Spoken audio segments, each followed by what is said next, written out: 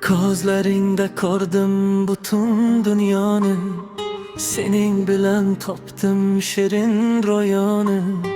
Yuragim urishi o'zgacha bugun, yechildi dildagi barcha tug'um. Har bir nigohingda yashirin orzu, jim qolgan tilimda mingta so'zu. Yuragim ichida senga yo'l chizdim, sen kelgan tomonga har dam yugurdim. Senga oshiqman, senga zo'riyman, sening ishqing bilan men baxtiyoriyman. Dunyoda topganim, tanlaganim sen, yuragim tubida asraganim sen. Senga oshiqman, senga zo'riyman, har nafasda seni yana so'rayman.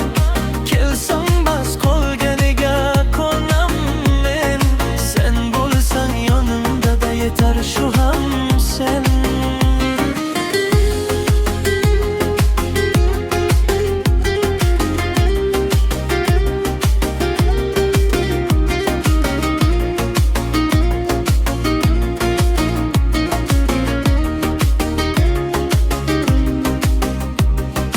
Har bir so'zing menga go'yo tarona, sening mehring menga yagona pana.